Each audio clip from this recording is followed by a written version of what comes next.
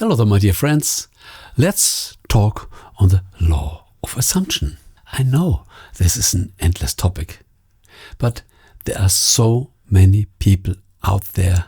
They say manifestation doesn't work. And on the other side, they manifest so many things that they don't want.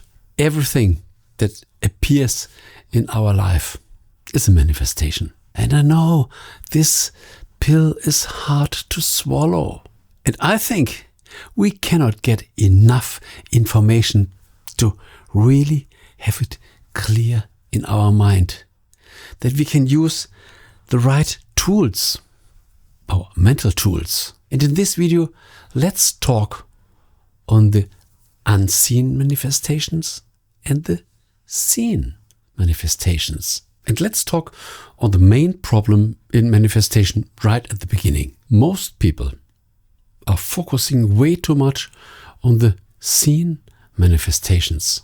They want the plant, but they didn't care for the seed. They don't plant the seed, and then they don't nourish the feeding process. I want this and it's not there, and therefore I'm frustrated. Manifestations don't work like this. The seen part of the manifestation is what comes at the end. And therefore, from now on, we are concentrating to the unseen part. Seen means we can see it, we have it in the physical world. Unseen means it's not yet in the physical world, but it is here. Wow. In our imagination. We can't see it with our physical eyes, but we can see it with our awareness, with our magic imagination. And this is the part where we should feed our manifestation, that it can grow. When the desire once is there, then we have the seed. And when we declare for us, yes, I want this, I will focus on this. This means we are planting the seed in our mental placenta. And as long as we think on it, enjoy it, play with it in our mind, then we are feeding this seed that can grow more and more and more. And this is a very important part. When we once discover a desire, I like this, then we really have the choice. Do I want this? Or do I say to myself, might be good, but it's not meant for me. I won't take the effort to go for it. We say yes or no to any of our desires. And the good thing is, God wants everything for you. He said, I created you in my image, and you can have everything, but you have your free will. I won't give you everything, but you have all the possibilities. And the free will means we can choose. We have to choose. We cannot have everything at the same time. Our physical appearance is limited. We only have 24 hours a day. So you cannot have everything. Therefore, we must choose. And we cannot even think everything. Our awareness is limited. I can think on something right now in my awareness, beautiful thing. But when I think on something, I cannot think on something else. I can put my focus here, or I can put my focus here. But I cannot think everything at the same time. The same as I cannot have everything at the same time. This means we should place our priorities. What do I really want? And then I must focus on this. And when I once decided this desire, I need this, I want this, I decided that this will make me happy. This brings me satisfaction, then I go for it. From this moment on, I made my choice and I can focus all my thought power, my awareness, because my thoughts are my power. In my awareness, I give attention to my desire, in my imagination. As long as I give my attention, my focus on it, I am feeding this seed that it can grow. And as long as I'm feeding it with my energy or just giving thought water to my seed, it can grow, it can grow, it can grow. I focus on my desire. This builds a form of momentum. This builds this belief. It comes more and more closer because I get more closer. I care for my desire. I come closer and closer and I become bigger. I surround my desire. The desire becomes more and more true for me. This is what we need. The desire must be true for us. This is my desire and I know this is true. This is already true. I can't see it with my physical eyes, but I'm so close. It's already in my life, in my mental life, in my 4D life. And this is the unseen part. This means the desire is growing.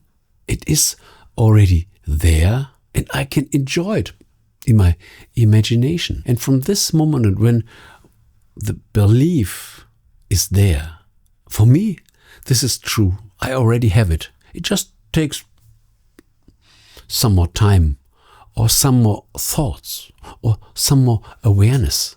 Then we have this momentum, this big power. And this big power influences our actions.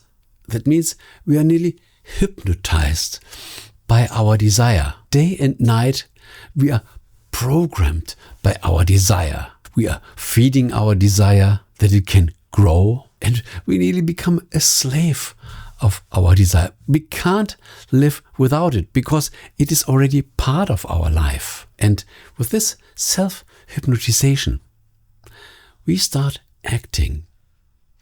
We see new chances. We have the tendency to talk to other people. We get new ideas. It gets more and more clear.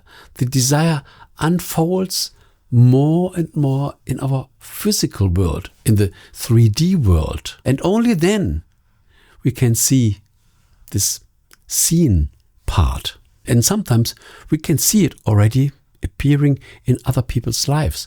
Wow, I'm getting closer. I see it that other people have this already. This is nearly an announcement. I'm ready for this. I can see it, not in my life, but at least in other people's lives. And then it just takes some more growth